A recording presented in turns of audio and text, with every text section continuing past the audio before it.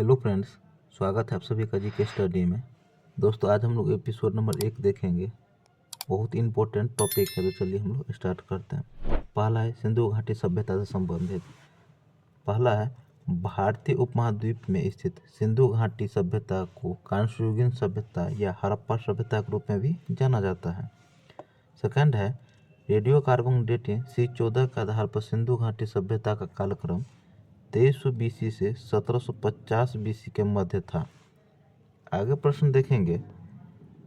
इस सभ्यता का प्रथम नगर हड़प्पा था, जिसकी सर्वप्रथम खोज 1921 ईस्वी में दयाराम साहनी ने की थी। हड़प्पा सभ्यता का प्रथम नगर सिंधु घाटी सभ्यता का प्रथम नगर हड़प्पा था, जिसकी सर्वप्रथम खोज 1921 में दयाराम साहनी ने किया था। नेक्स्ट है मोहनजोदड़ो।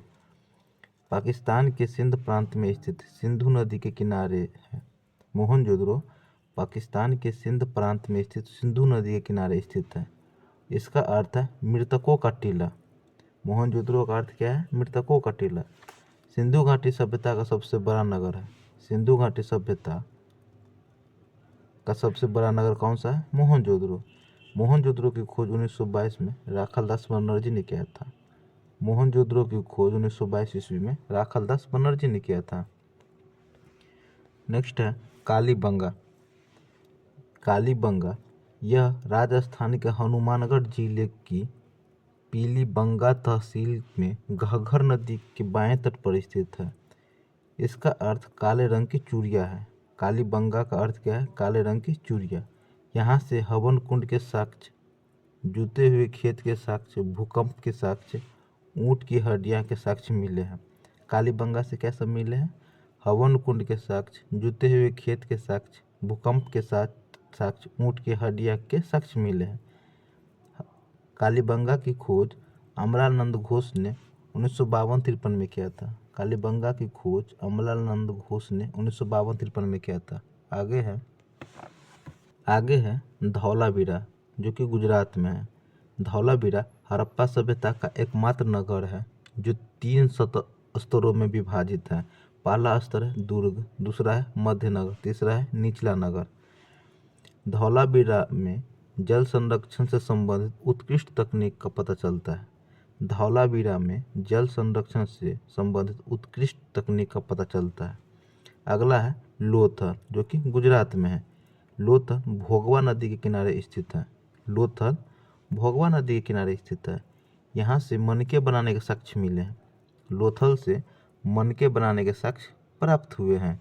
आगे है भारत के मूल संविधान में मूल कर्तव्य का उल्लेख नहीं था।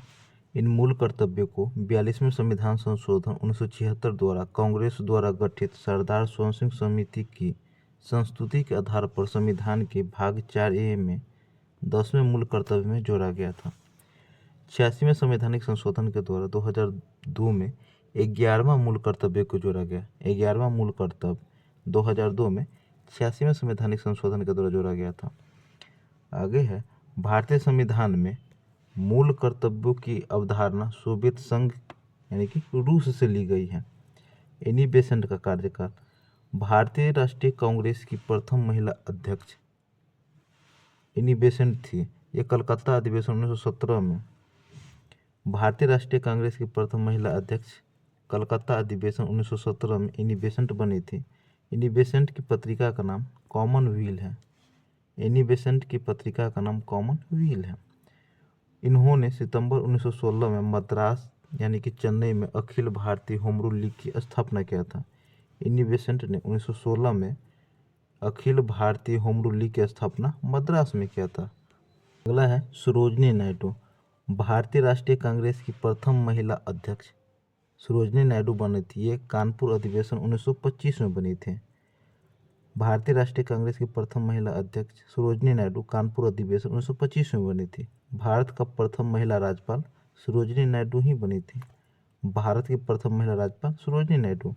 इनके जन्म दिवस पर प्रतिवर्ष 13 फरवरी को राष्ट्रीय महिला दिवस मनाया जाता है। सरोजिनी नायडू के जन्म दिवस पर 13 फरवरी को राष्ट्रीय महिला दिवस मनाया जाता है। आगे हैं प्रमुख अनुच्छेद। अनुच्छेद 44 समान सिविल संहिता का उल्लेख है। अनुच्छेद 44 में समान सिविल संहिता का उल्लेख है। भारतीय संविधान का भाग 4 अनुच्छेद 36 से 51 तक है। भाग 4 अनुच्छेद 36 से 51 तक है। इस भाग में नीति निर्देशक तत्वों का उल्लेख है जो आयरलैंड के संविधान से लिया गया है। भाग 4 में नीति निर्देशक तत्वों का उल्लेख है जिसको आयरलैंड के संविधान से लिया गया है। अनुच्छेद 79 में संसद का उल्लेख है। अनुच्छेद 79 संसद का उल्लेख।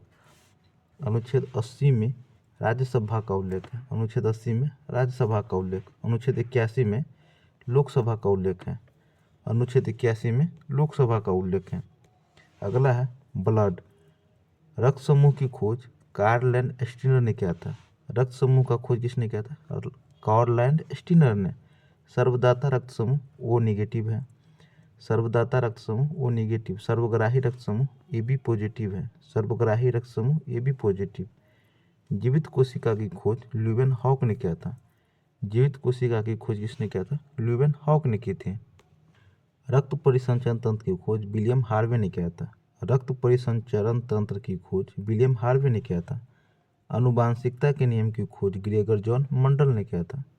आनुवांशिकता की खोज के नियम ग्रेगर जॉन मंडल ने की थी। रक्त तरल संयोजी उत्तक है जिसका पीएच मान 7.4 है। रक्त तरल संयोजी उत्तक है, इसका पीएच मान 7.4 होता है। पीएच पैमाने की खोज सोरेनसन ने किया था। पीएच पैमाने की खोज सोरेनसन ने किया था। सत्यमेव जयते। सत्यमेव जयते यह भारत का राष्ट्रीय आदर्श वाक्य है। सत्यमेव जयते भारत का राष्ट्रीय आदर्श वाक्य है। इस शब्द को मुंडकोपनिषद से लिया गया है। सत्यमेव जयते को मुंडकोपनिषद से लिया गया है। अर्थ सत्य ही जीत होती है। सत्यमेव जयते का अर्थ होता है सत्य ही जीत होता है। 4 आश्रम है, ब्रह्मचर्य आश्रम, गृहस्थ आश्रम, वानप्रस्थ आश्रम और संन्यास आश्रम। आश्रम कितने हैं? 4। ब्रह्मचर्य आश्रम, गृहस्थ आश्रम, वानप्रस्थ आश्रम और संन्यास आश्रम। नेक्स्ट है, इन 4 आश्रमों का उल्लेख जवालोपनिषद में मिलता है। 4 आश्रमों का उल्लेख जवालोपनिषद में मिलता है। जबकि 4 वर्ण भी है, ब्राह्मण, क्षत्रिय, वैश्य और शूद्र। वर्ण कितने हैं? 4। ब्राह्मण, क्षत्रिय, वैश्य और शूद्र हैं। इन 4 वर्णों का उल्लेख ऋग्वेद के 10वें मंडल के पुरुष सूक्त में मिलता है। 4 वर्णों का उल्लेख ऋग्वेद के 10वें मंडल के पुरुष सूक्त में मिलता है। आगे है 4 धाम। बद्रीनाथ उत्तराखंड में, द्वारिका गुजरात में, पुरी उड़ीसा में, रामेश्वरम तमिलनाडु में। जबकि 4 धाम का भी उल्लेख है। बद्रीनाथ जो कि उत्तराखंड में, द्वारिका गुजरात में, पुरी उड़ीसा में, रामेश्वरम तमिलनाडु में है। दोस्तों आज का टॉपिक यहीं तक रखते हैं। मिलते हैं नेक्स्ट टॉपिक में। तब तक के लिए जय हिंद, जय भारत।